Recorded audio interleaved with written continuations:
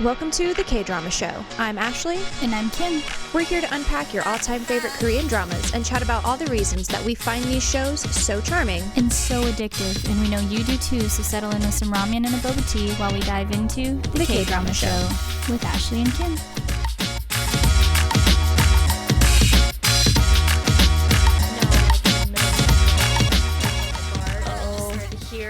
I was like, nope. We need you back it up. Back it up. Ooh, dang. Sucker punch to the mouth. Now you're making out with the ground. Get on out of here. Get on. Nothing? What? Did you not watch, or did you not listen to Family Force 5? I mean, I did, but it wasn't like a big thing for us. I lived and breathed the third album of Family Force 5. We were a Skillet family. Yeah, I liked Skillet too. All right. We're back. Back with Nerdy Kim. Nerdy Ashley will put her glasses on Nerdy again in Ashley a minute. took a break for a minute. They were hurting my head. It's wearing glasses consistently is a new thing for me. Like within the last month, I'd say, I've actually gotten the proper prescription and actually been wearing my glasses like I'm supposed to, and my head is still adjusting. It will continue to adjust forever.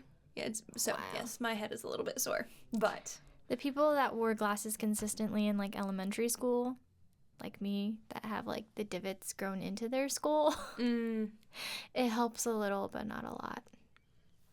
I got nothing, so that's probably okay. Do you have any tea for us? I have some tea.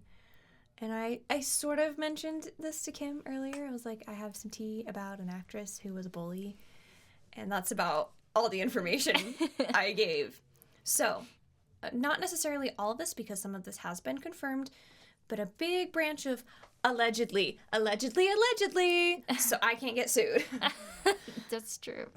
So, actress Song HaYoon, who was in the most recent drama, Marry My Husband, with Park Min-young, and she actually plays the best friend named Soo-min. Okay. Soo-min, I know you haven't seen this show yet. Her character is like the best friend, but she is insane. She backstabby? She is manipulative. She gets her best friend, who's Park Min-young's character, to do whatever she wants because she doesn't have like any family. Soo-min is her only friend. Like, she's horrible. Ends up, getting her boyfriend, who becomes her husband, to sleep with her. Like, she's awful. She's such a horrible, like, the character you wanted to throw a punch constantly. Like, she was awful. She sold it really well. Sold it amazingly. So Maybe she did a little too well. an amazing job. Okay? So, she has been accused of being a bully back in school. Really? So, and being a bully is so bad to the point of being expelled from schools. Oh my gosh. And not saying, again, allegedly, more than one school. Wow. Allegedly. I'm going to continue to throw that out there. So the victim who has accused her of this went to school with Song HaYoon back in 2004. Okay. And she claimed that Song HaYoon and her gang of friends, like, slapped her for 90 minutes straight. Seems like a lot. Like, that's not bullying. That is assault. Right, but if that alleged assault. Alleged, right. But 90 minutes?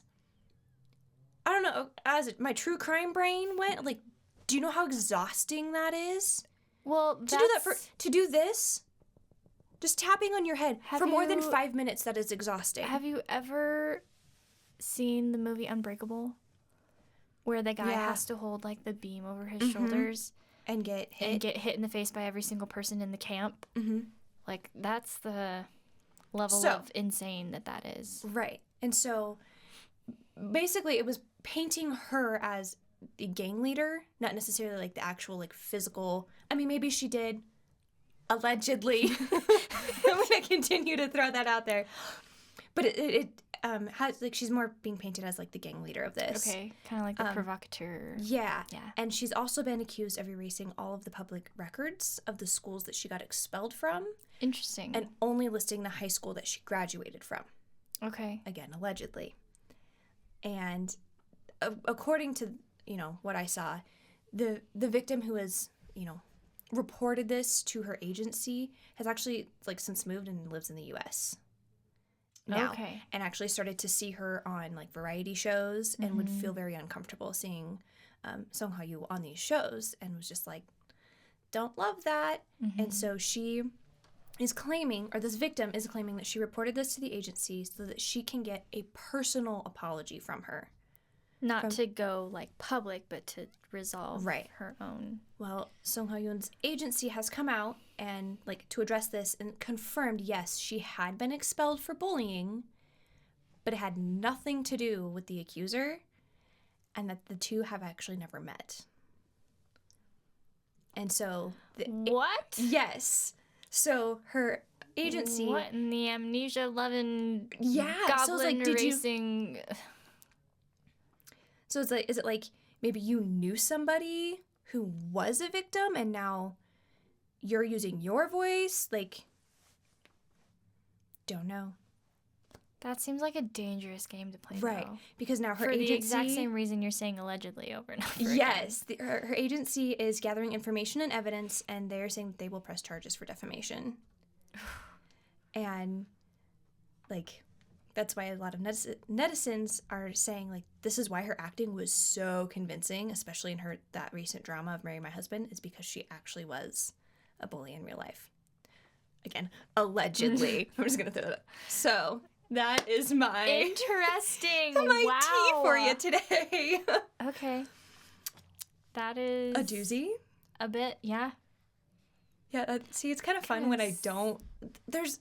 A lot of times I end up spoiling the tea for Kim, and so I'm just like, Kim, you're never going to believe this. And then I didn't do that. No, that was... So that was... Not the level of reaction that I had to the Han So-hee thing, but no, like the first time you told me. Yeah, but still, like... But that is... Ooh! That is some K-drama level drama right there. Yeah. I hope that it is not true.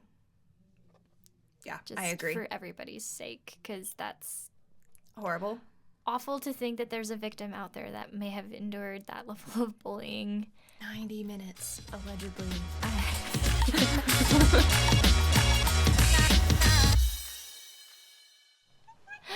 Anyway. I have a mini theory. Ooh, okay. My theories have dwindled in numbers just because, we're getting questions answered. Well, and we are in episode 7. Yeah. We are almost We're hitting halfway. the peak, and we're about to start rolling downhill with our theories. So Kim's unhinged theories for this episode. Reaper is the king. Mm-hmm. The ring was a goblin item created when the queen was killed in cold blood. Okay. That's all I got. That's all you got. Okay. Recap. All right. Yeah. Let's hear it. Hit me with it.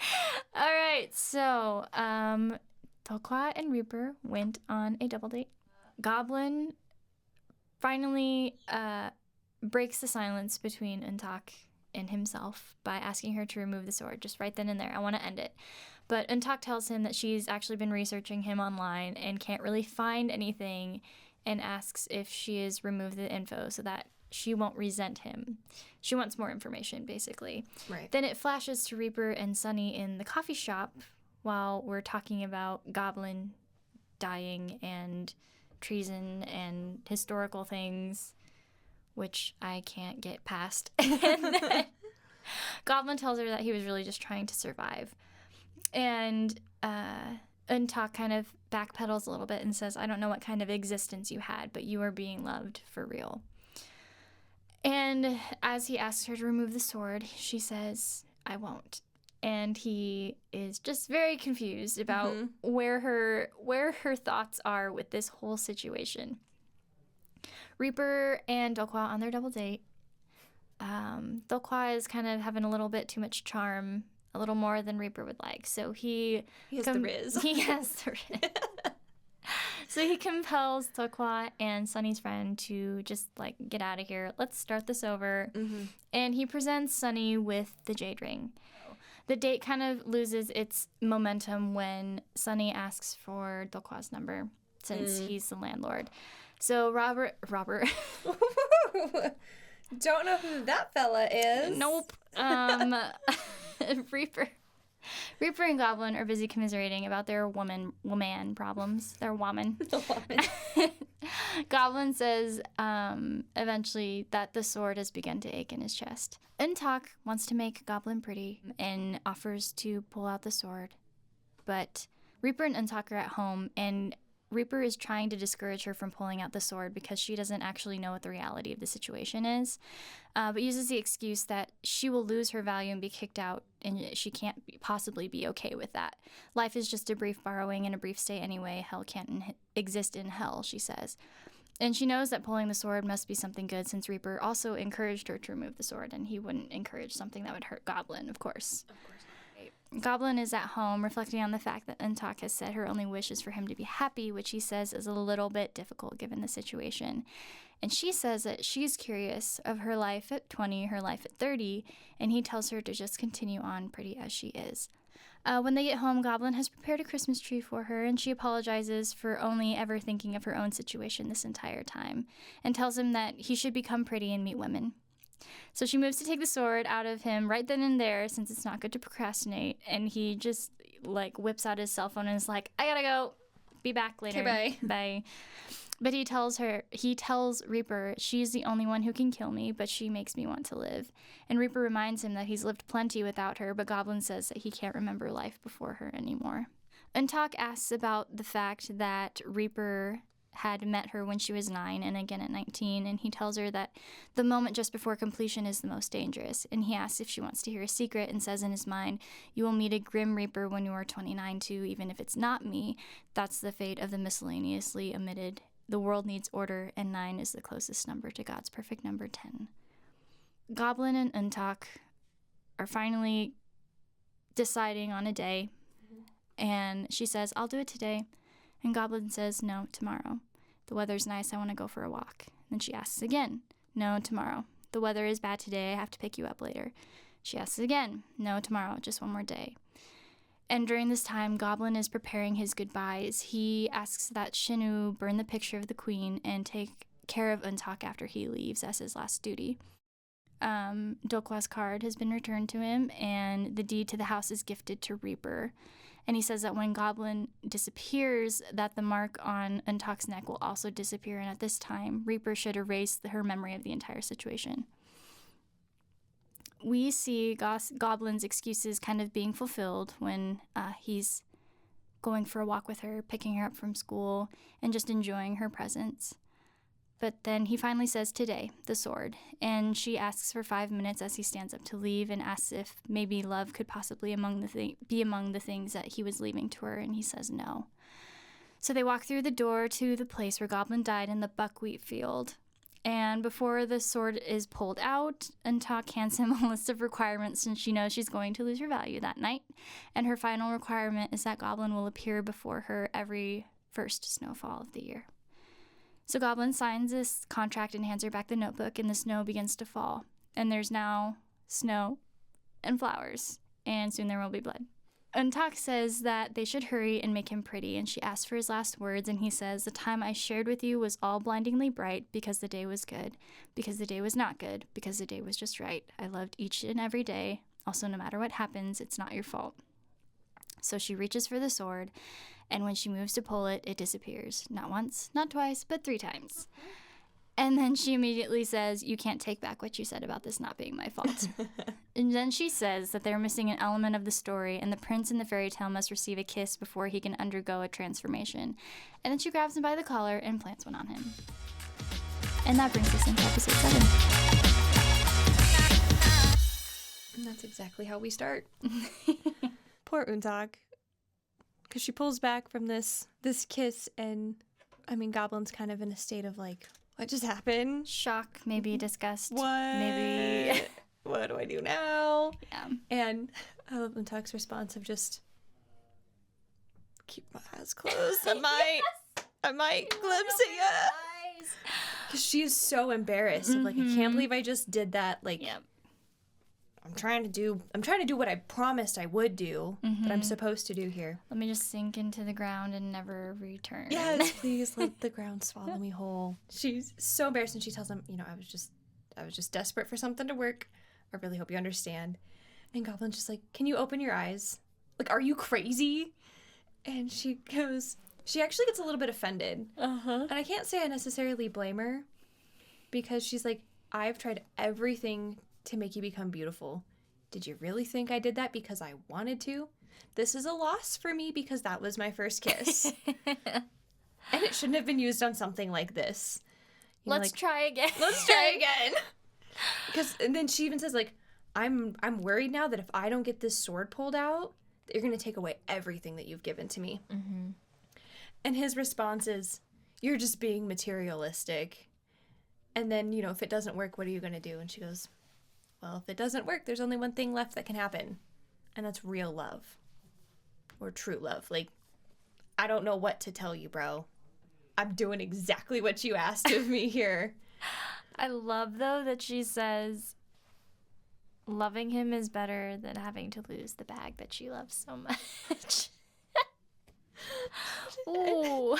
Well, because then he turns around, like, to respond, and she's looking down at her pretty bag and just goes, boom, right into him again. And she's just like, can you stop doing that? Like, come on, my guy. And, she apologizes, and she's like, you even tried really hard, and you made it snow. And then he stops the snow midair. Mm-hmm. Like, it is just... It's frozen. It's frozen. Like suspended. It's so pretty. Like, that would be really nice if that actually would happen.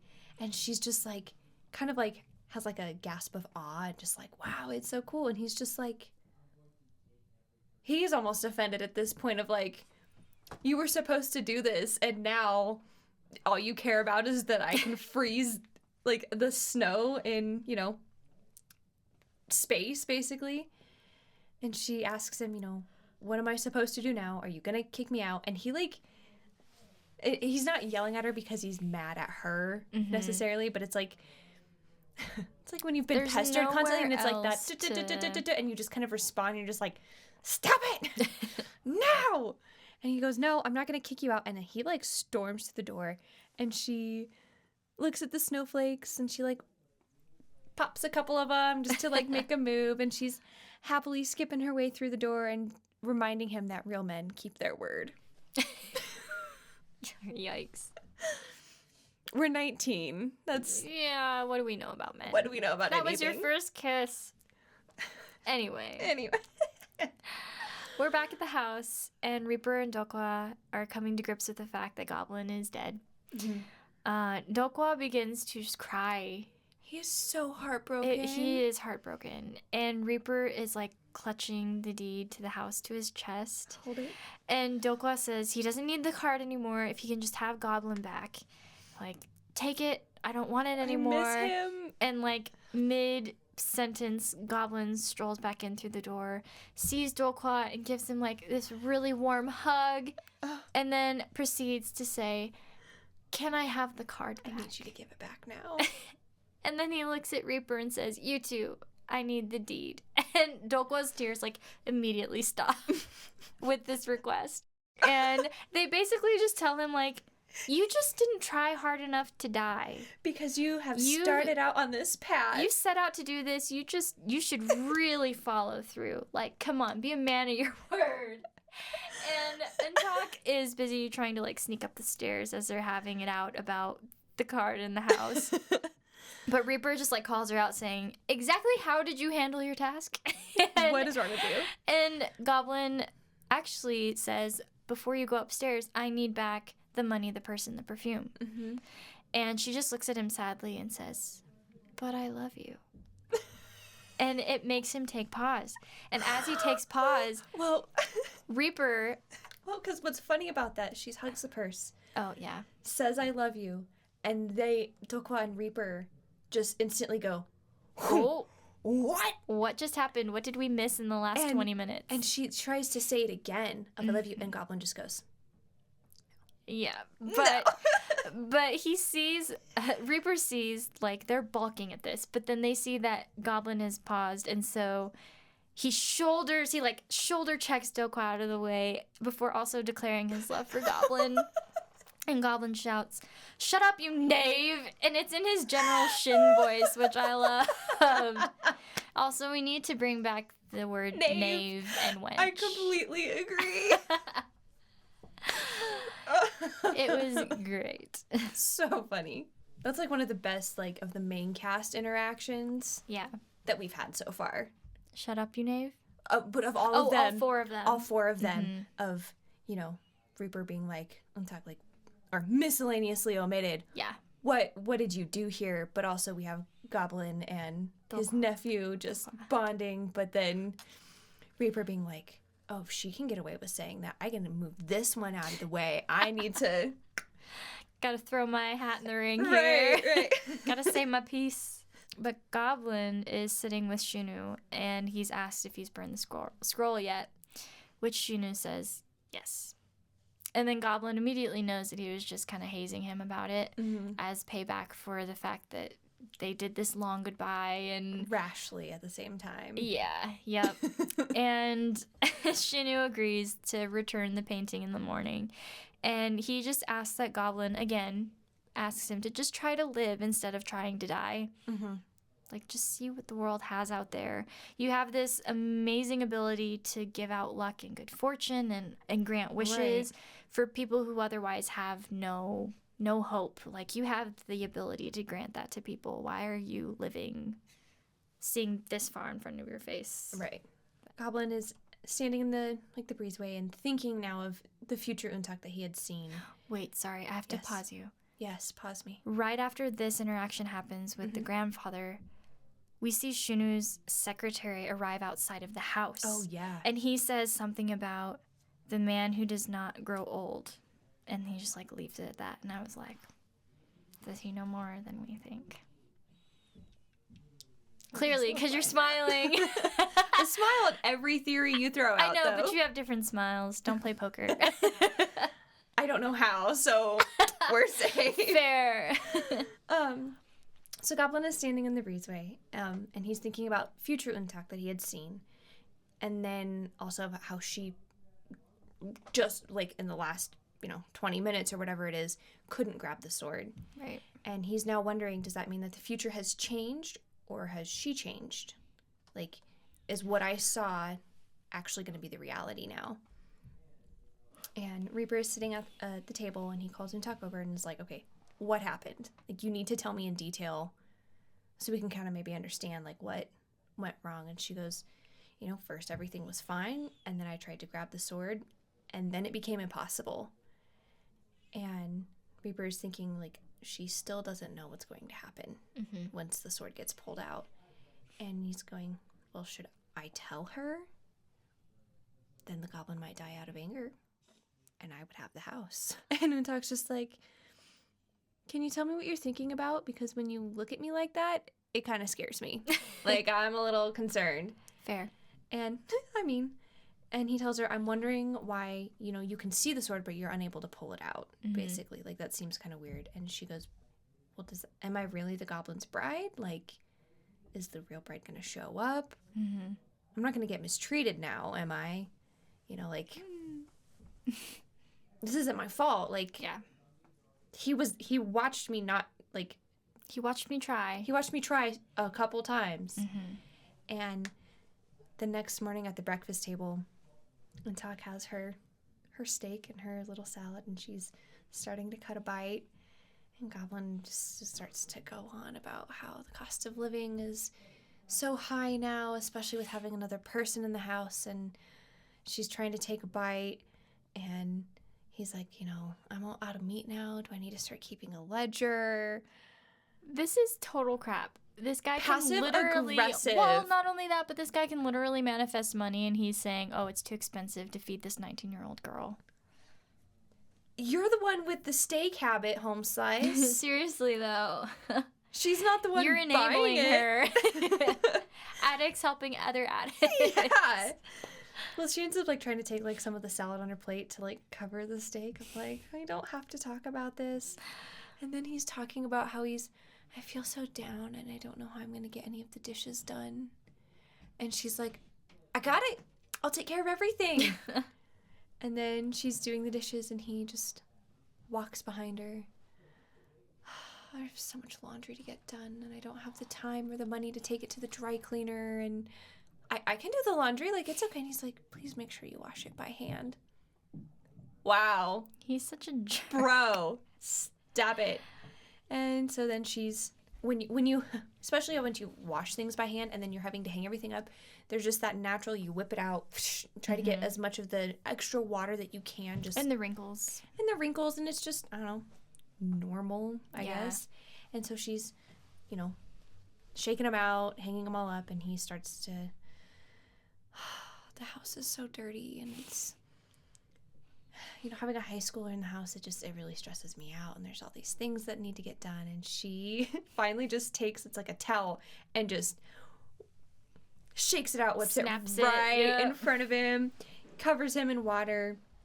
She does it, like, with a couple different items, too, and he's just like, if you have any complaints, you can let me know. And she goes, okay, well, maybe you should probably think about how you're treating me because you're going to regret this in the future.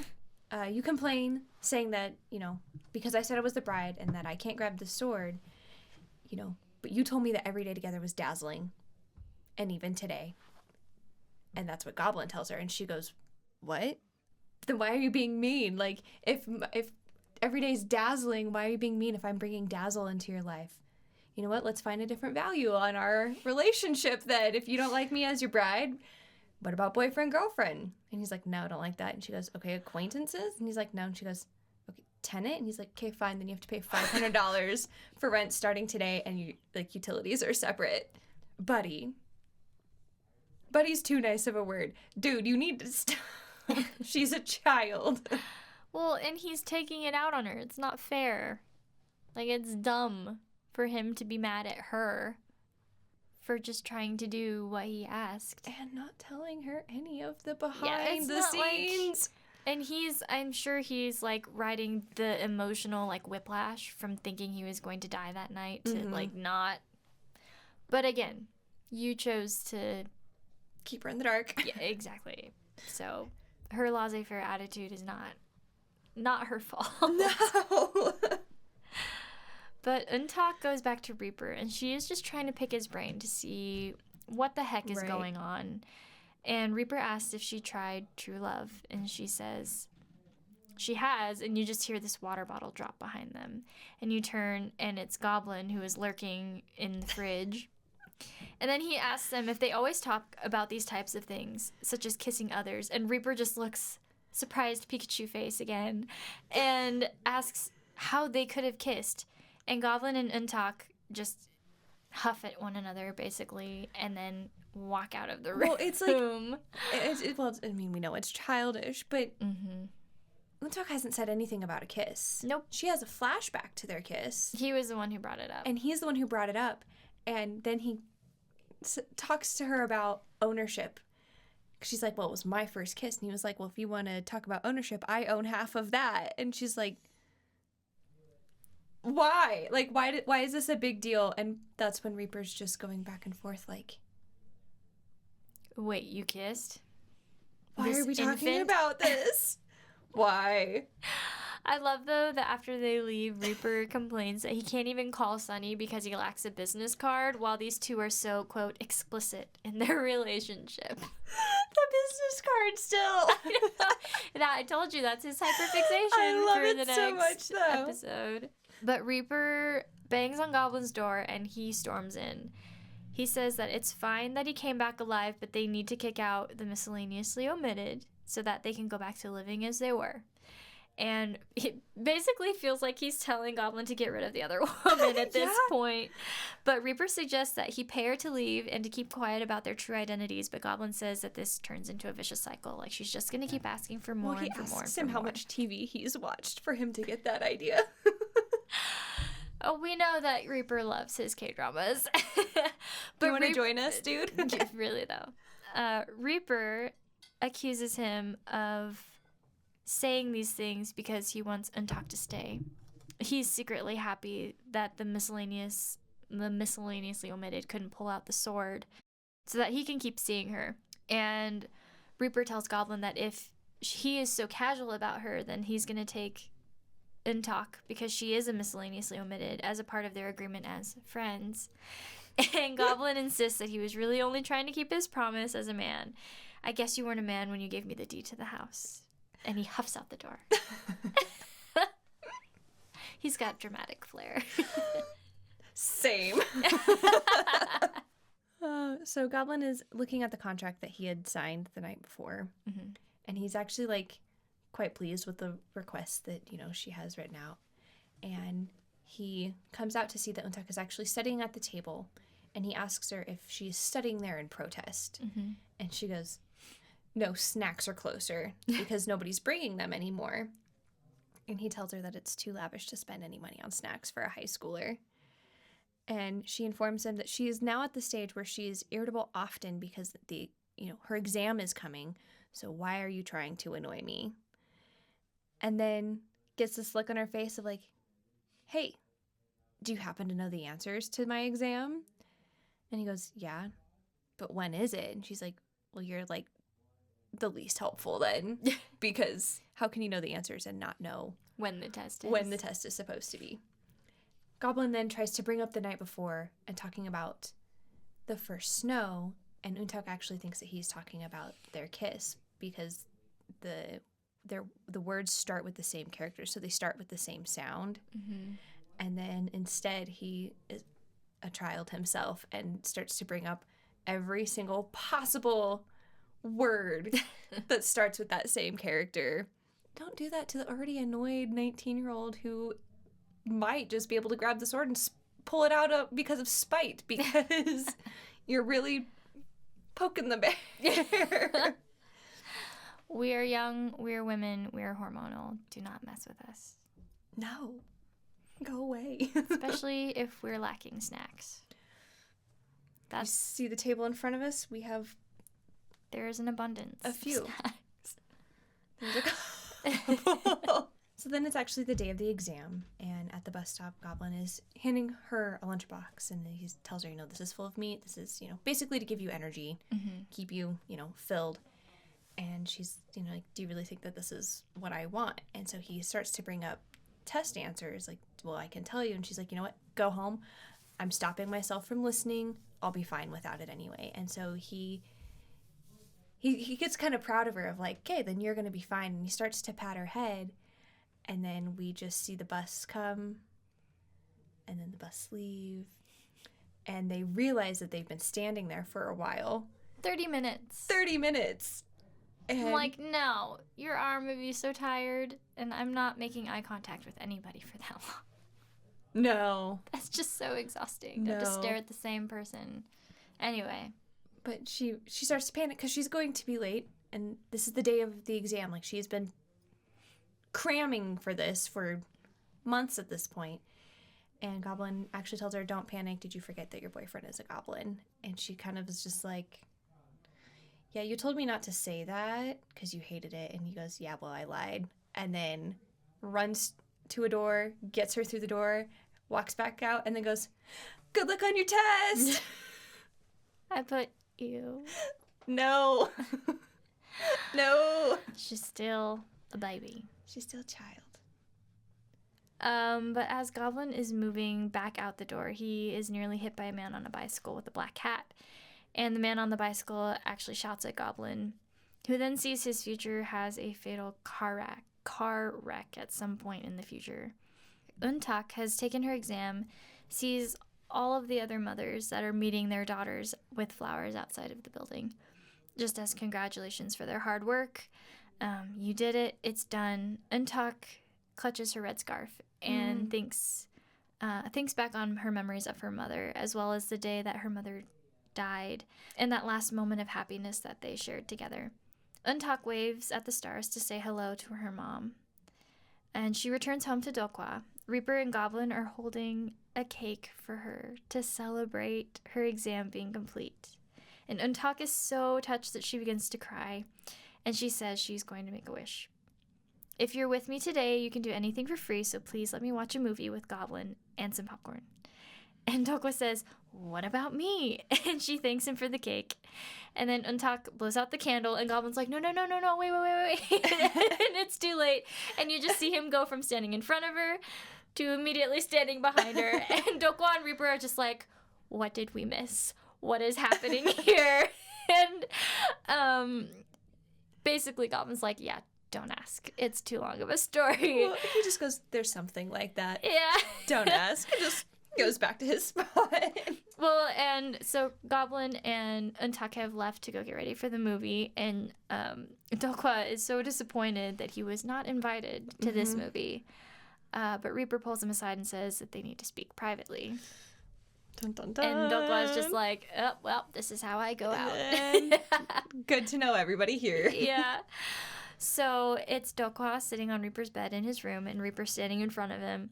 And Reaper asks him, where do you get your business cards? And he's just like, I'm a third generation table. The company makes them for me. But before that, he goes, no, because Dokwa goes, what did you say? And he goes, business card, rectangular in form and usually white with 4 sharp corners. And Dokwa's just like, yeah, the company gives them to me. That's all there is to it. That's all there is. Mine's actually blue. Mine is not white. Yours, what? My business card. Your business card is blue? Mine is blue. So they're not always white. Mine's gray and white. And they hide away in a drawer because... Yeah, mine are blue and gray. That's cute. So, not always white, Reaper.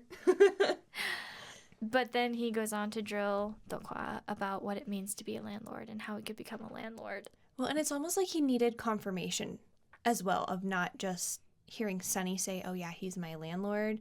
And I need to hear it from him also that he is actually a landlord, that it's not just... There's not something more there. Not she's just saying that because she thinks he's cute and I'm going to go pout in a corner. Well, he can do that too. Well, yeah.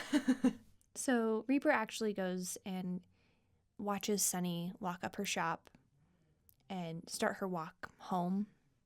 And he's just kind of following her from behind because he's wanting to talk to her, but he, because he doesn't have a business card, you can't do that.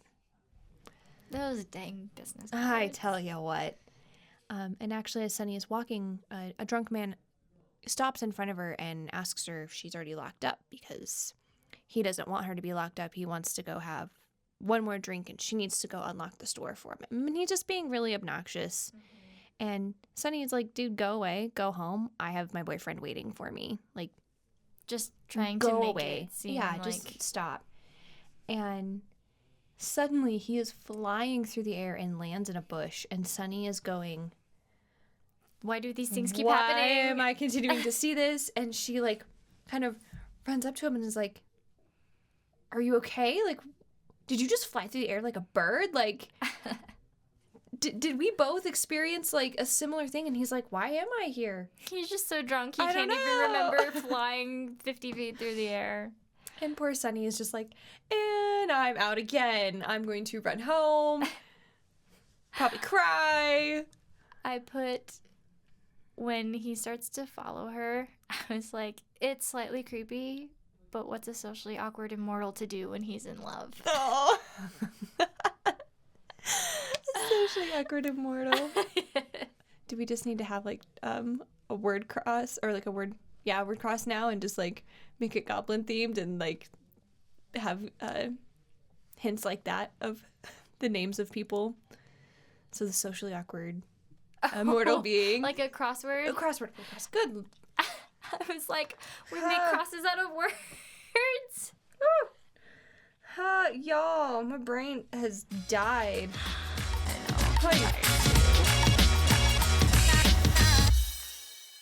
Goblin and UnTak are having their date, not a date, at an arcade at one of like those claw game machines. Mm-hmm. Claw machine games. Here it goes. And that is another, like, you will see that in almost every like modern K-drama is the claw machine. She asks for him to win her the lighter, and there's like, I don't, in the background, there's like this middle-aged man who's just looking at them like, what is this dynamic But also, he hears her say, "Can you get me that lighter?" And he's just like, "Oh yeah, was that what it was more so?" Why are you asking him to get you a lighter? And why is he doing it? Yeah. Yeah. Shame. But Goblin is definitely giving me some Park Seo-joon energy at the claw machine. Yes. We're like, no, one more. I'm going to get this. I'm too good to not beat this game. I can get it. But they get to the theater, and it's just filled with high schoolers. Well, and it's for a horror movie. Uh-huh. And I'm not a horror movie person. No, I don't do horror movies. I do not like them. I like true crime. I know that sounds like a weird combo, but that's because I know that is stuff that has happened, and it's more learning about it. This is not from the imagination of someone, and it's demonic, and I don't even really like suspense movies. Nope. But yeah, that's a normal high schoolers show up, and it's packed. And you know why you go to a horror movie. It's so that you can, like, snuggle into your date Cuddle and be like, oh, that's so scary. Hide my face. Goblin looks at UnTak and just says, please don't put me into an awkward situation by screaming during the scary parts of the movie. Mm-hmm. And we immediately cut to the movie where Goblin is screaming like a little girl every time something comes on the screen.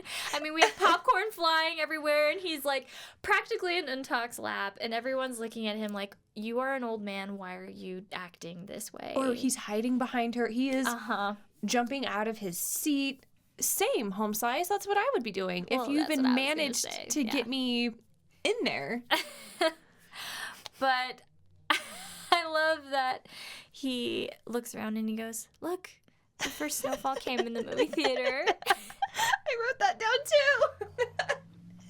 And she is so mortified. Done. She's done. Yeah. She's like angry and embarrassed. Mm-hmm. And this was not the experience she was hoping for. No.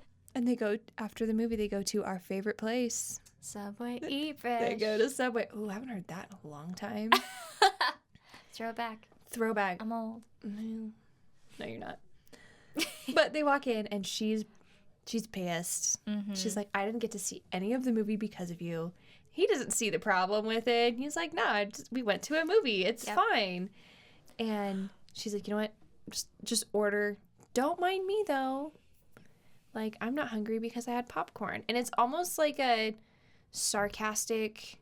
I want you to know better and order for me anyway. Right. Like, it's... like we women like to do, and it bites us in the butt every single time. But also, like, popcorn is not a meal. It is a snack. Mm-hmm. I love popcorn. It is still a snack. You still need sustenance. You'll have afterwards a lot of fiber and no nutritional benefit. Right. So he does. He orders one sandwich, a large. And she just looks at him like...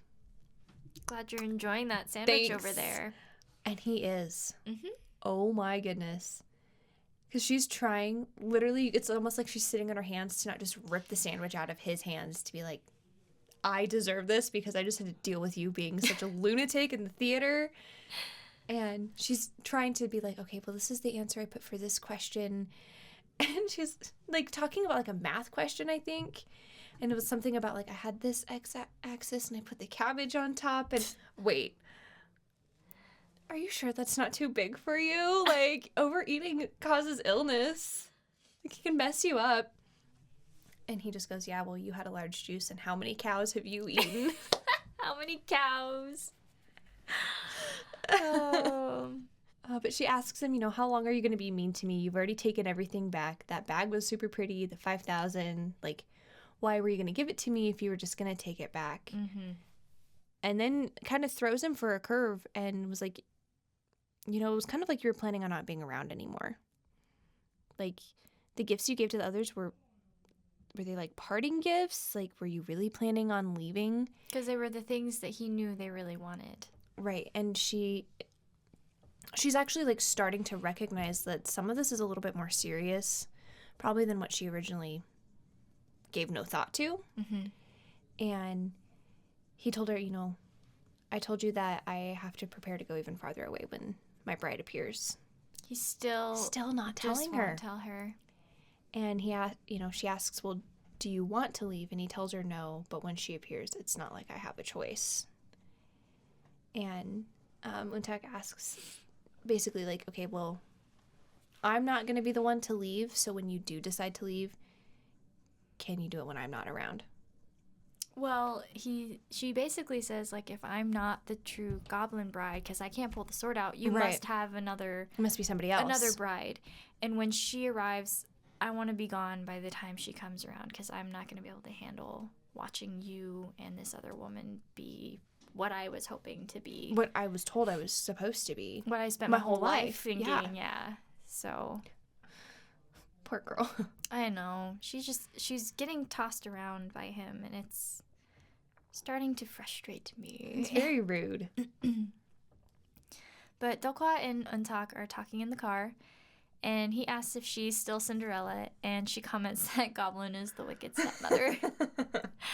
Dokwa says that it's really strange that his uncle is the type whose anger of 1,000 years can be immediately dissipated by a girl group, which angers EunTak greatly. Remember when we talked about crazy eyes with What's Wrong with Secretary Kim? Yes. Those are the eyes. Those were definitely the eyes. Those were the crazy eyes. But EunTak continues to prepare for her college entrance, and Goblin arrives with flowers to pick her up. After her examination, he brings her peonies or peonies. And in flower language, the peony flower symbolizes happiness, romance, bashfulness, happy marriage, honor, prosperity, good fortune, and wealth, which makes them a popular choice for wedding bouquets. Makes sense. According to florally.com. So EunTak is walking outside admiring some college oppas. It says college papas.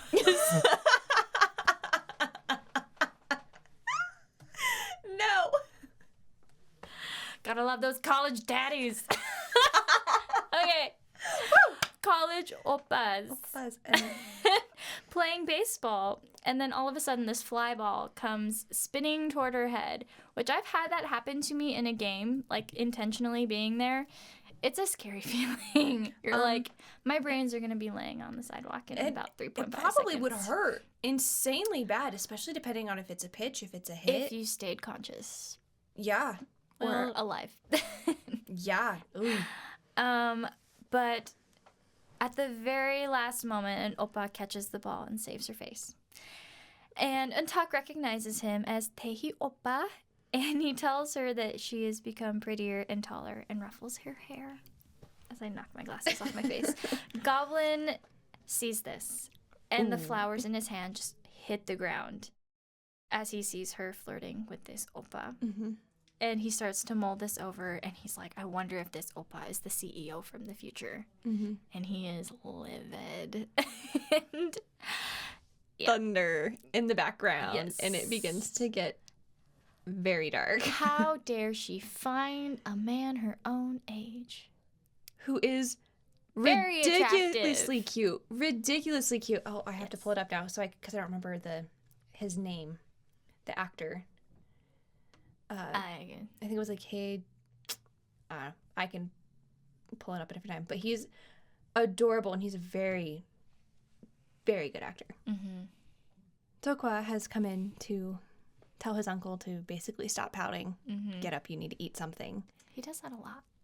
Yeah, he went from the insolent child to the parent. how he told him, like, you know, I'm going to be your uncle, then your brother, then your son, then your grandson. It went from him being his uncle to Dokwa being the older brother. Mm-hmm. Of just like throwing the newspapers at him. Really? You're making flowers bloom in the wintertime?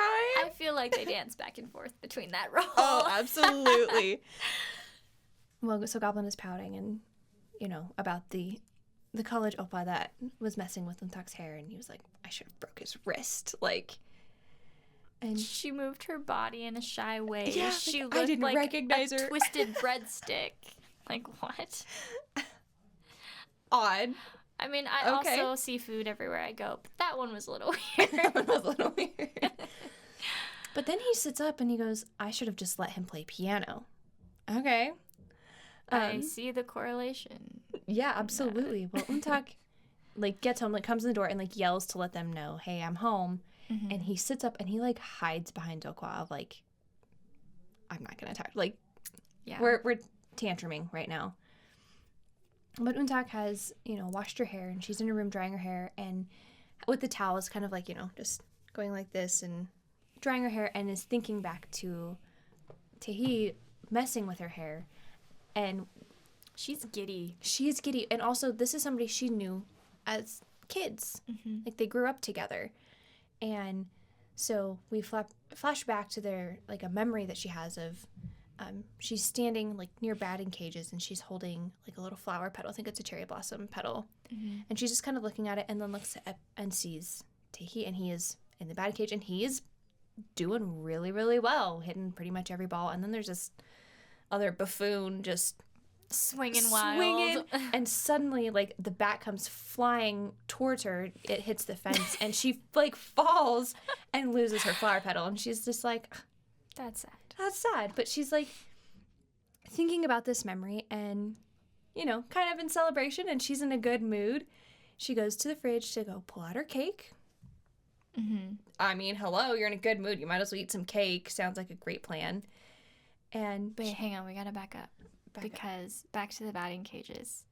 Because when it showed the maniac swinging the bat around, I was like, oh, that's weird. He looks like Goblin. And then before the bat, like, flies at her face, they do show that it is Goblin, and I just had a little what? But then with the cherry blossoms, I was like, I wonder if he's happy because he got to see her or something. I don't know. Or it could just have been the time of year. Could have just been the time of year. That one I have no answer for. So she gets her cake out of the fridge. She sets it down on the table next to a box. Mm-hmm. And Goblin uses his mind and pulls the cake in the box to him. And so she's like, okay, well then, yeah, I'll go sit by you. We'll go have some cake. And there's, like, ice cream on the cake. And she's like, okay, well, did you want some too? Like, she's in a great mood right now. And she picks up part of the cake that has, like, the ice cream part. And she goes to take a bite. And he goes, you need to put that back while I'm being nice. And she's like, okay, fine. Puts it back, opens the box. And it's a Bluetooth speaker that's inside. Mm-hmm. And he rips it out of her hand as well. And she goes, do you know how to use that? Did you know you could take pictures with it? And he goes, you know what? I'm going to use it and take pictures of me eating this cake, basically. And she asks him, why it rained. And he goes, well, why don't you know? And if you don't know, like, clearly, like, it's your fault. And she's like, well, how can I? Like, I didn't do anything. Mm-hmm. So, also, it's not my fault that I can't pull out the sword. We even, exchanged I love yous, but yours was clearly, you had an ulterior motive. And he goes, well, yeah, yours wasn't very sincere either. And they're just having this really weird bickering moment. And just like, it doesn't matter. And she tells him that he has a peculiar personality. And he asks her, well, do you have a good one? And she goes, yeah, well, I'm young. Your personality is kind of still developing. And he tells her, you'll get older, but my beauty will never change.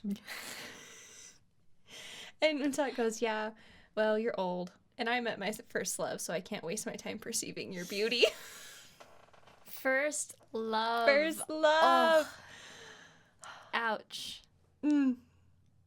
Well, Goblin, at this point, busts into TaeHee's locker room the next day. Oh, what happened? Because she begins to talk about how good TaeHee Oppa is at baseball, and he has no idea because he's not good at baseball. Oh, yep. And he starts getting real touchy about it, because then we cut to him actually, in the batting cage, and he's gotten really good now. But EunTak gets up and tells him, you know what, have fun taking pictures of your life with the Bluetooth speaker. And then he tries to take pictures of him eating the cake with the Bluetooth speaker, and then realizes he was being hazed. That she was messing with him.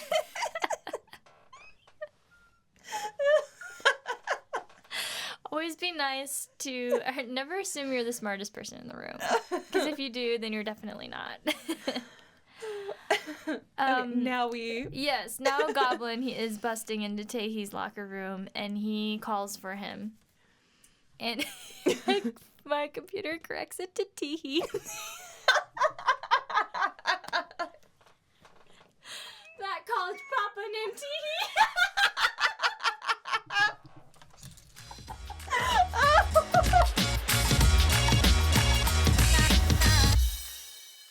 Okay, what were we talking about? I don't know, but I almost choked. Don't do that. Okay. So TaeHee recognizes Goblin from when he was young and at the batting cages. So we cut to young TaeHee, busy giving Goblin these tips because he sees him struggling over there. And TaeHee says, you know what? Let's each hit 10 balls, and the loser has to hear the other's wish. And so we just go through this montage of, TaeHee's like tearing up over there, and Goblin's not hitting a single one. I think that's when he throws the bat actually at the fence. Is it? I don't remember, but it probably. Wouldn't surprise me. But it immediately cuts to TaeHee's house, where we see his mother on the phone with the police saying, help us, a thief has stolen our piano. And you just see TaeHee go, he really made it disappear. And Goblin, back in present day, he's like, no, that wasn't me. I don't know what you're talking about. And TaeHee comments on the fact that he hasn't aged a day since their first meeting. Weird. Kind of strange. So Goblin he's at home and he's sitting with Reaper, and they are like sorting bean sprouts or, snapping them or something. Yeah. And Goblin is pouting and complaining to Reaper of this interaction. When is he not pouting and complaining? I know, but it's always hilarious. Yeah. Especially when it's with somebody who has even less experience. Who thinks he knows people. Yeah. And so he's telling him about this whole interaction that just happened. And, Reaper really has zero sympathy for him. Yeah. Because Goblin's like, I need you to erase his memory. Because he recognized me, and I don't need him with UnTak, and like he's kind of spiraling a little bit. 20% because he recognized him, and 80% because he was UnTak's first love. Right. And Reaper's just like, yeah, well, no, pretty much. Like, it's really not my problem. I don't really have to deal with this. And so Goblin's like, well, I didn't even want to help you with these because these are gross. And he gets up and, storms away and turns around and uses the finger guns and sets the sprouts on fire. To which Reaper just goes, like, why? And he goes, well, weren't you going to cook them anyway? Yeah, but not char them. Yeah, but you lit them on fire. But then UnTak has snuck into Goblin's room, and she is trying to find the contract because she has made a copy. And she finds it, and she's like, yes. And then the light flips on, and she hears a voice, and because Goblin has now caught her in the act. And she flips around, sits down, just like kind of looks at him, and he goes, what are you doing? And she goes, I was going to come in here and clean the room. That's what I was going to do. And he's like, yeah, you need to hand over what you're sitting on. So she pulls out one paper, and he goes, and the other one. Pulls out the other paper, and he looks at her, and he's like, I know you're not in here to clean because the vacuum is outside. And I this is theft, fraud, forgery. Like, little dramatic there. I can accuse you of all of these things. And she looks at him and goes, yeah, well, I heard that you let 1,000-year-old fury dissipate when you see a girl group. Sorry, I didn't think of you like that. And then looks down and grabs the book of poetry and goes, this is mine. I said you could borrow it, not that you could have it. But then Goblin is looking at the 2 contracts, and he goes, I can't tell which one's real. And he goes, I really shouldn't compliment her forgery, but it's really good. I'm a little concerned about what she's going to be able to, like, what is she going to be in the future now? Uh-oh. Well, UnTak, she stomps into her room and starts to flip through the book of poems. And he has written in red ink, it was first love.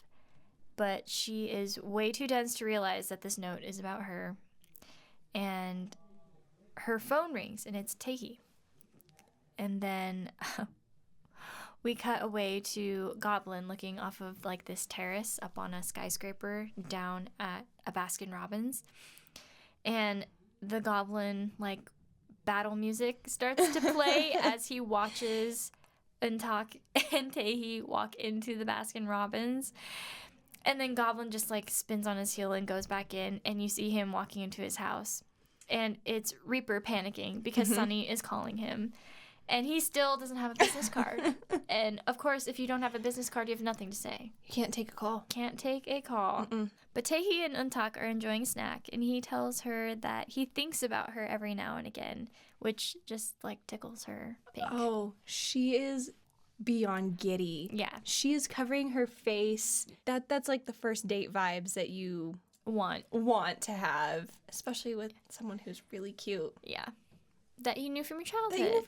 Yeah, it's like all of it checks all of the boxes. Yeah, you know what absolutely. I mean? Minus the giant sword and the 1,000-year age difference.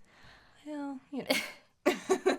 All of a sudden, Reaper like appears behind UnTak, and he starts to call her the miscellaneously omitted and asks her to take the phone call from Sunny. Mm-hmm. And TaeHee asks, "Oh, is this?" He stands up like, "Oh, this is your father." And they just stare at him like the audacity of this man.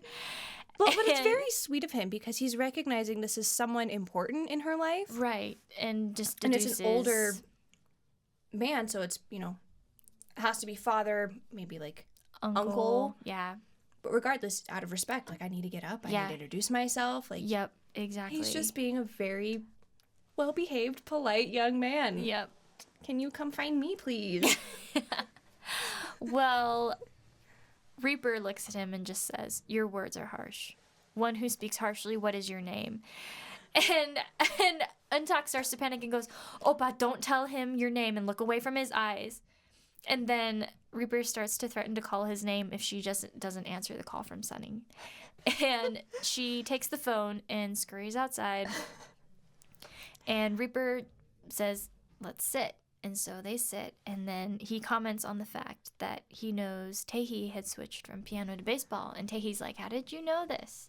And Reaper just kind of gives him a look. Poor TaeHee, this is not fair to him. No, it would be scary enough meeting the girl's dad on your first date, but then to... Well, and then the fact that she's just jumped in, "Don't say your name, look away," and he's just like, "Okay." Yep, we're all dying tonight. But not for the reasons that you think. I don't know what's happening.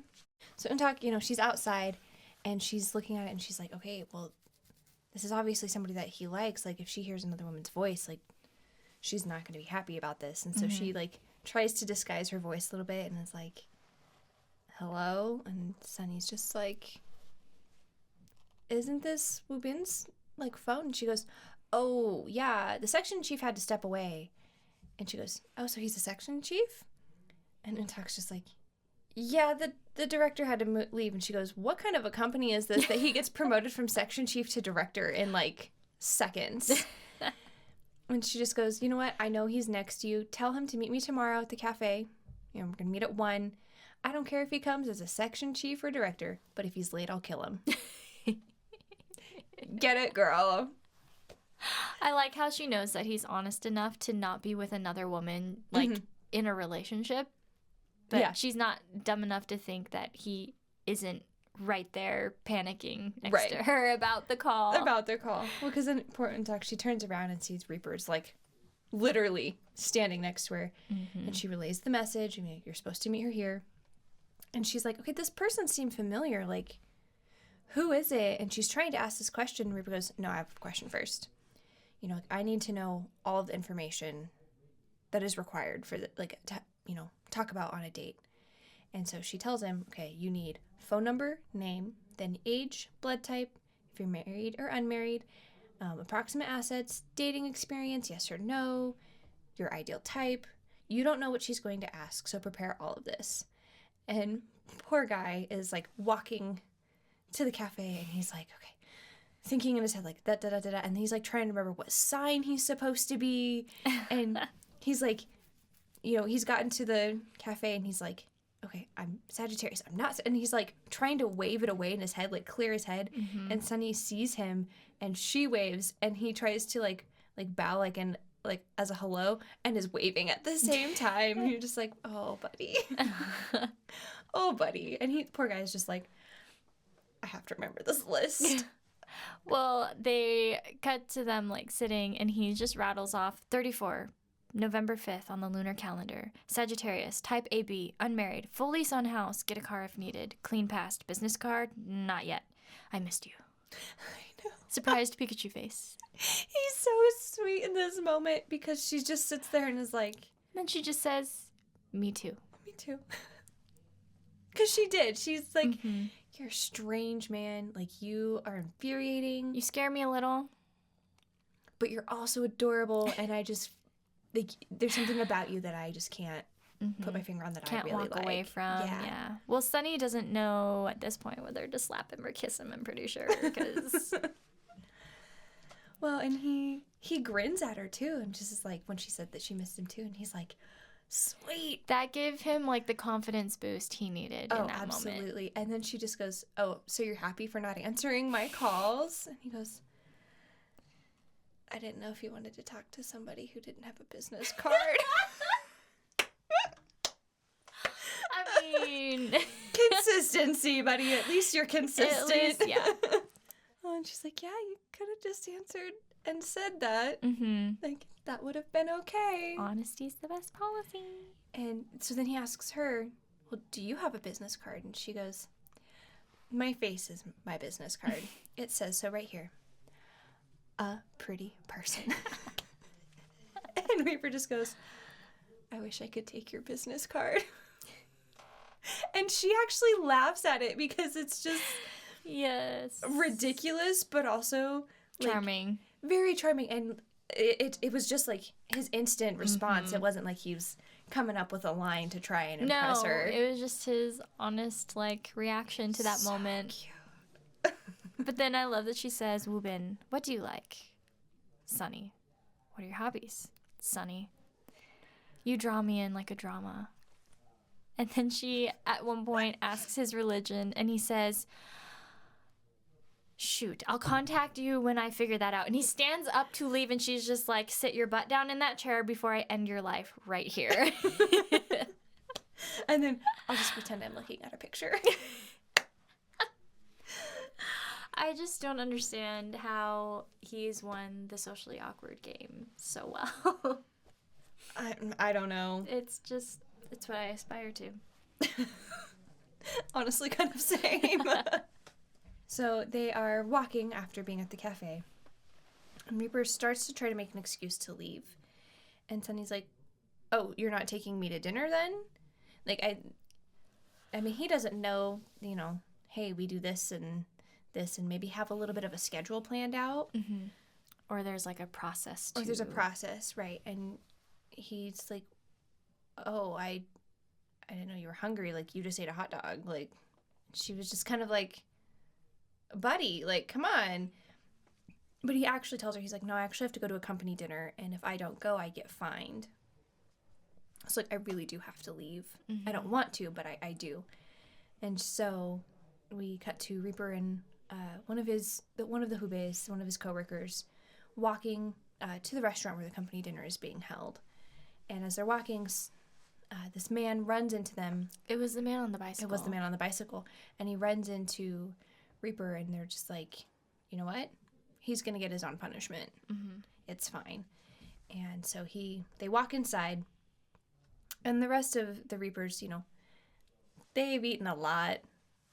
They probably had a lot of drinks, because there's quite a few of them there. I didn't actually count how many there were, but there's probably, you know, like a dozen of them. At least, minimum 12 to 18 maybe. And the one sitting at the end, and he's like, okay, you're grabbing the bill. And poor Reaper just picks it up, and he's like, wow, you guys ate a lot of food. Like, what the heck? And, you know, he's like, all right, fine. So he starts to grab his wallet and then just starts doing that panic pat of like, it's not in this pocket, it's not in this pocket. Like, oh, crap. Yeah. And realizes and tells the Hube that he'd been walking with, that guy took my wallet. Like, I can't pay. I don't have money. And this is when the whole group decides to dine and dash. Yeah. Because, and the one female Reaper that, you know, everybody is smitten with is like, yeah, but I heard if you use, like, your powers for personal reasons, you have to write, like, a whole report. Like, you can get in trouble for this. And the one's like, yeah, I'll make sure you don't get in trouble. Ew. Gross. Also, why are we promoting this type of behavior, guys? And so they all get up, put their hats on, and leave. And Reaper goes to pick up his coat and realizes his hat is no longer there and turns to see that his one coworker has taken the hat and left him there to suffer. It's just sucky that they left the one guy without his wallet there. Yeah, like, y'all could have pitched in. Mm-hmm. You had your wallets. I know that in Korea there's a hierarchy of, like, responsibility of payment, and it's usually the oldest. It's kind of their job to, like, care for the others in that way. When it could have been, like, a company card. Yeah. If it, with previous interactions. Not. Well, but, I mean, they said previous interactions, he said, I get fined if I don't go to this company dinner. They keep such strict... Well, the fine would just be because it's a requirement of the company. Yeah. An extension of work. Well, in this moment when he's been robbed, though. Yeah. Yeah. That's not his fault. No. But it is his problem. But it is his problem. So he grabs his phone and he makes a call and goes, I need your help. And we then just see Goblin, and it kind of pans a little bit, and Reaper's sitting there just staring at him like a little puppy, like, I'm going to be your best friend forever, and I'll do whatever you want. But they're in the police station. Mm-hmm. And the officer is asking Goblin if he can vouch for Reaper, saying that, he's not somebody who's just going to dine and dash, and, he's not this type of person. And Goblin's just like, yeah, I don't know who this person is because I didn't get any help. And Reaper's just like, if you help me out, I'll help with TaeHee's memory. And Goblin's like, you know what? I do know him. He, basically, he's an upstanding fellow. He would never do anything like this. And hands the officer his business card, like, I'm this type of person. And Reaper. Of all the things to hand him. You have a business card? And he's distraught. Again, they're walking out of the station, and Reaper's like, he's in tantrum mode now. Yes. We mostly see Goblin in tantrum mode because he's highly emotional and Reaper's so deadpan, but we are flipped in this moment. And this is about a woman. Yes, and Dokwa runs up, and he runs up with tofu because it is customary if you've been arrested, incarcerated, and you get out, you eat tofu because it's supposed to signify, like, the new start. New start, yeah, pure life again. And also to lose weight. Also that. And Tokwa's, like, super excited. He's like, I've always wanted to do this. And, like, here, take a bite. And Reaper just, like, pushes it out of the way. And he's just like, did you know that he had a business card? And Tokwa goes, well, yeah, because he owns our company. Yeah, I kind of know that. But he's like, listing all of these different things they manufacture. I mean, it's like clothes and cars and and hotels and yeah. and Goblin, or no, Reaper. Well, Goblin's just like, yeah, I'm real cool. I'm amazing. Reaper is so mad. Yeah, he stomps away. Yes, he does. But then Dokwa makes a comment because, Reaper has his arms crossed and he's avoiding all people. And Dokwa is, like, asking, is like, does he walk so funny because of when he touches people and how he sees? And then that's when Goblin does confirm for him, yeah, he sees past lives. Mm-hmm. Because they've talked about it in front of Dokwa before. Right. And so, but they've never been straight with him of, yes, this is something that happens. This is one of his powers. And Dokwa's like, wow, that's so cool. He's like, what powers do you have other than making it rain? And Goblin just runs away. Like, no. Don't talk to me. I'm done. We're back at the house now. Goblin walks into EunTak's room to find it empty and realizes that she is probably with TaeHee Oppa. And Reaper says the miscellaneously omitted is not home. She must be meeting the Oppa. So Goblin pulls out his cell phone and he calls her saying that, it's late, you need to get home. And UnTak just says, it's 7 p.m. It's perfectly fine and I'm with someone. Goodbye. And then hangs up. Yeah, I'm busy. And hangs up. And Goblin immediately dials her back straight to voicemail. Like, no, we're not doing this song and dance. So Goblin goes after UnTak's ghosty friends. And they're like cornered against a wall and he just walks up like, you gonna give me the location or do I have to like smack this out of you a little bit? And of course he didn't have to twist very hard. But TaeHee busts in the door calling for Goblin with the scroll that his grandfather had given him to return to Goblin. And Reaper is sitting there with him and they start to theorize that, if TaeHee got the card that he really wanted and Reaper got the deed to the house that he really wanted, then Shinu, like the grandfather, must have gotten something really valuable. Expensive, yes. So they're like, should we look? Let's look. Okay, we're going to look. And so TaeHee starts to open the scroll and it's sitting on the table in front of them. And then Reaper, the same emotion that he had when he saw the jade ring, he starts to weep at the sight of the queen on this scroll. Well, and at the same time, TaeHee's like, wow. She's beautiful. Pretty. This must have been Goblin's girlfriend back in the day. And Reaper's just staring at this painting wordlessly, and he starts to even like clutch his chest like he's in pain at seeing her. Overcome with emotion. So I said, he is definitely the young king punished for his crimes, just saying. So Sunny is in the chicken shop wearing the jade ring, looking out the window. And we flash back to the original timeline, and it's the queen before the jade ring is actually on her hand. So she's in the palace, I believe, walking on stones and balancing 2 bowls on her shoulders, probably for posture, or it could be for fun. It's hard to tell. But her ladies' maids are watching her. And then the young king is watching her from, like, behind a wall. And he's just looking at her with awe and like, wow, she's so beautiful. And look at her so go. Cute. He is cute. And random tangent, he is in Dr. Romantic.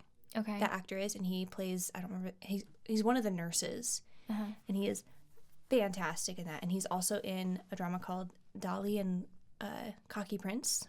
And he's the lead of that one. Oh, really? And he does such a good job because I didn't realize that's who it was when I was watching. I think that's actually why I started watching Dolly and Cocky Prince, was because of his acting in Dr. Romantic. Oh, really? And I hadn't I hadn't made the connection yet with him being in Goblin, and I was just like, I do like him. He's pretty good. He's a good actor. Well, as the young king, his eyes meet the young queen, which they're probably not actually crowned yet, but the bowls fall onto the ground and shatter. And we cut to the woman in red speaking of the tragedy of their fated love. And she says, love is not a crime, so perhaps they did not commit a crime. And she sighs. And then the man next to her asks what crime he committed for her to suddenly raise rent. And she says, ever since you moved in, my dreams of the Grim Reaper have increased. And he just kind of chuckles uncomfortably. And you realize it's one of the Hubei's of Reapers. Well, because then he asks, he's like, there's a leaky faucet in the bathroom. And she's like, then don't bathe. You'll still smell fine. You'll still be cute. Yeah. And he's just like, I'm not sure. Okay. Not sure I agree with you on that, but all right. So we cut away from that, and we see Goblin has found UnTak. And she is actually singing at a wedding. And she's taken that on as one of her side jobs, part-time jobs. And they start to walk back. And he asks her if she has quit the chicken shop. And she tells him, no, I just needed to add more work. And it pays really well to sing at weddings. And she goes, as I watch the ceremonies, though, it makes me think about, I don't have my mom to light the candle. I don't have my dad to walk me down the aisle. I don't have my friends to do this. I don't have all of these people that are supposed to be part of this whole thing. And I really believe that is why I've been so obsessive about being your bride, is because it was like I was given a family by fate. Like, that's why I got so invested into this, which makes sense. I mean, she basically, that's what she has just, you know, been given, is a little funky, but it's a family between Goblin and Reaper and Dokwa and Sunny. Like, those people have become her family. That's real. And she tells him, you know, I am sorry that I'm not able to pull the sword out. But in the meantime, can we stop fighting? And can you please take the mistreatment down to 50%? Like, can I have a discount on that? Yeah. And she's smiling, but she's crying. Yeah, because she's just like, there's a lot. I didn't do anything wrong here. I did my best, and you're doing nothing but be cruel to me. And I'm really just trying to live my life. I'm just trying to get through this. And he just gives her a full on, like a bear hug at this point, and, you know, steps away and tells her, no, I can't do that. Like, I can't give you the discount. And she just kind of looks down and goes, 45%? And he starts to laugh because it's very cute. It's very cute, and he's like, you know what, that was funny. And then the sword begins to hurt in his chest, and he falls into like a light pole, and he's, you know, grabbing his chest in pain. And EunTak has never seen this before, so I think she probably had an idea that it hurts sometimes because it's a sword, but not like this. And she asks him, you know, is the sword hurting you? Do you want me to try to take it out? Like, is this what what do you want me to do here? And so she actually reaches out and is able to grab the handle of the sword and realizes what's happening and tells him, like, I have a hold of it. Like, I can do this. I can pull this out. If you give me a minute, it'll be over. It'll be fine. And she begins to pull, and it starts to move just a little bit. And that is the moment where Goblin realizes, oh, I'm going to die. Yeah. Right now. Yeah, there's fear in his eyes. Yeah, like, she has a hold of it, and it is moving. Now we are hitting, like, we are facing mortality. Reality, yeah. Like, this is different. And he reaches out, and whether it's intentional or not, he pushes her away, but he sends her flying. It's goblin force. Like, the smoke happens, and yeah. And he probably wasn't being like, not let to me hurt hit you her, fly, but like, it was you instinctive. need to get off me. Like, it was instinctive, yeah. Especially with it being out of nowhere, suddenly being able to grab the sword. Right. And she is flying, and he just appears right behind her at the last second before she slams into the back of a truck. And he hits the truck, which sends the truck flying, and which sends more cars flying.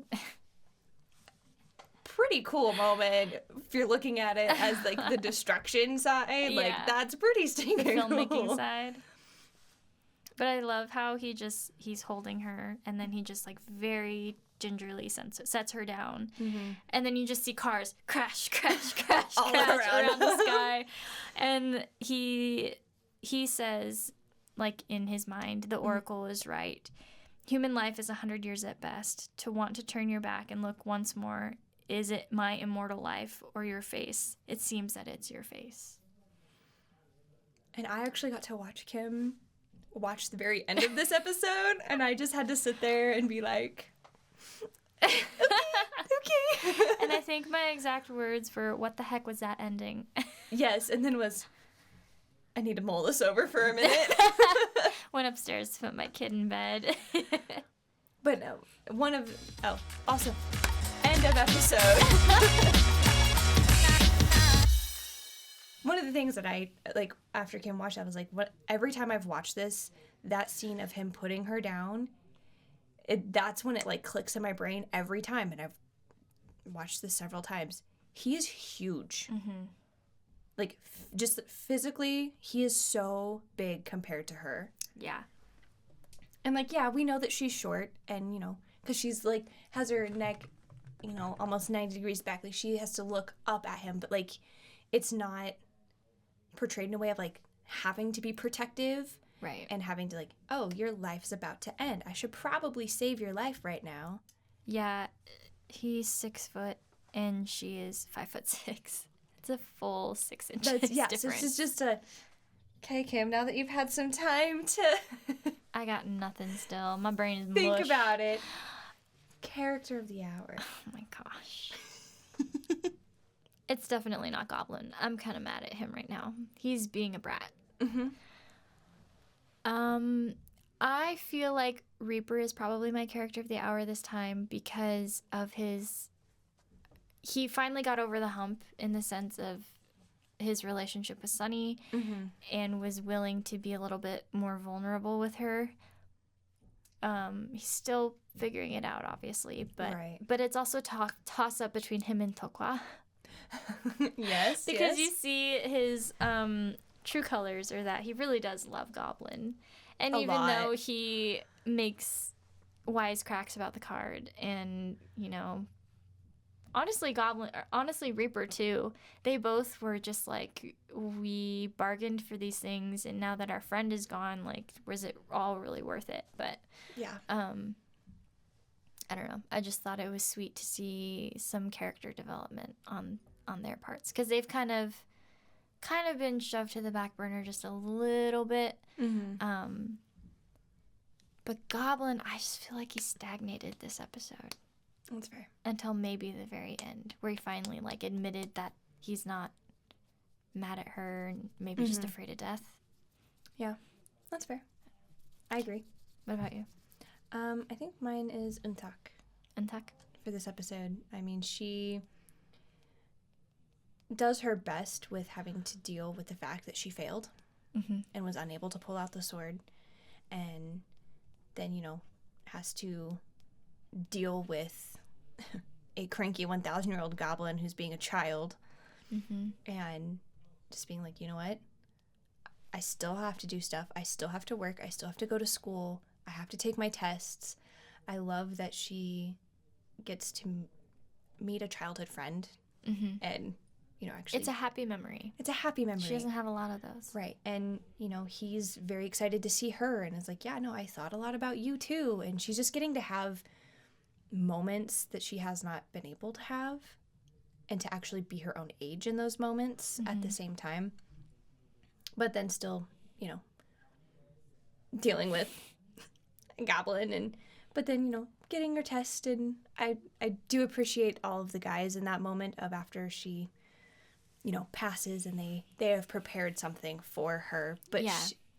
she makes sure to, you know, individually thank all three of them. Like, you took your time out to help me. And one of you went from, like, stealing my money, one of you went from hitting my guts, and one of you went from trying to kill me. Look at us go! But even her reluctance, but helping Reaper out and like, okay, fine, I'll help you cover because you clearly don't know what you're doing. But then even in the last moments of, again, because she doesn't know the full extent of everything, of I can grab the sword now. I can help you. I can do exactly what you've asked me to do. Yeah. But then also she gets to have that relief of I have not been lied to my whole life. There is no doubt now. Like, you cannot send me away. My value has gone up, actually, from what you may or may not place on my life. My value is so much higher now. And so she gets to kind of have that completion of that arc. And so I appreciate that a lot. are we to understand that it was the love factor that made her able to touch the sword, or is there something else that comes into play later? I think it's more like love, but like being, like, I mean, she said it at the beginning, well, it has to be true love, it has to be real love. And I think especially in that moment, there was love between the two of them, of like actually genuinely caring about the other person, and it's not just saying it, because even Reaper says the same thing. So yeah, okay, which is why it didn't work at the beginning of the episode, right? Yeah, because they were still trying to haggle things out of each other, Right. And I don't know if it necessarily is straight up romantic love or if it's just like an actual genuine love. Yeah. That came out of your hair. I just watched it today, I promise. It's okay, Pigpen. Don't worry about it. It's fine. Let's go home. That was weird. Oh, man. I think you're good. I think we good. My head up. Well, that was episode 7. That was episode 7. How many episodes are there? 16. 16, so we're not even to the halfway point. I know, next time will be the halfway. They are long episodes. They are kind of long, and which normally isn't a problem for me, except for I'm overanalyzing them. You are, and that's okay. But that's kind of my job. That is kind of your job. That's very much your personality of, I need to know X, Y, and Z. And oh, yeah. I am not the person who's going to do the deep dive into flower language. I'm not. I think it's fascinating, and I think it's very cool. It's not that cool. It is, though, like, because there's, like, why you buy certain colors of certain flowers. Mm-hmm. Especially, but if you understand it, it makes sense. But it's going to vary from culture to culture, too. Right. And so, like, I like that you're doing that. I think it's super interesting. It's just not, I'm not going to be the one to be like, you're not going to initiate. What does peonies mean in flower language? What do buckwheat flowers mean in flower language? Like, that's just not well, that one they told us. That one they told us. Right. But that's not not your forte. I am the, do you want random K-drama, K-pop culture? Hey, that's what I need, because I know nothing about that stuff. One thing I text Kim about this week, because it brought me such joy, is one of my favorite actors is TaeHee. Mm-hmm. I think he's an amazing actor. I've watched most of his projects that he's been in because he's very, very good. And I was watching, it's called Ginny's Kitchen. It's a little variety show because it's, what is his name? Sojun. So it's Park Sojun. I think it's Taehyung? Kim Taehyung. Park Sojin, I believe, because it's called Ginny's Kitchen. Okay. TaeHee, and I don't remember her surname, but it's Yumi. And they're all, I think it's Yumi. It might be. But they're all running a restaurant in Mexico. Mm-hmm. And it's super adorable, and it's like something I'll just turn on every once in a while because, like, it's just feel good. It's feel good. It's cute, and they're like trying to. I mean, they're speaking Korean and they're in Mexico, so there's a lot of different language barriers there. Yeah. But they're introducing Korean street food. Oh, that's so cool. In Balacar, Mexico, and I'm like, I want to learn how to make all of that. Right. Because it looks fantastic. I can make some of that, not all of it. But I was just like going through because I was watching J-Hope's documentary that he has on Amazon Prime, and it's just like episodes every couple days that'll come out, and there might be new episodes up. But I was looking at some of the other projects that TaeHee has on Amazon Prime, and one of the things that it said on there that because he was born in Korea and then immigrated to Canada, which is why he has like whatever status that is that makes it so he does not have to do the military enlistment. But when he was living in Canada, his English name is Edward, and all of his friends called him Eddie in school, and it just brought me such joy that I had to text Kim, and I was like, I've been fangirling over this for the past 20 minutes, but it's so cute. Because I could see it, too. Like, if you look at him and be like, he could be an Eddie. You'd be an Eddie. You'd be an Edward. I gotta agree. find his Bella. I'm here in the U.S. Come get me. Hit me up. I will tell you where I'm at. Bella. No, I've never named a pet. I had 2 red Marins. One was Bella and one was Stella. Stella Bella. I love it. And on that note, we're gonna go die on the couch now. Okay, that's like a plan. Like what you're hearing? Go ahead and hit that subscribe button so that you don't miss out on any new episodes. We'd love to connect with you on our Instagram at The KDrama Show. For more behind-the-scenes content, be sure to check out our YouTube channel. Links are in the show notes. Thanks for hanging out with us on The KDrama Show with Ashley and Kim, and we'll see you next time.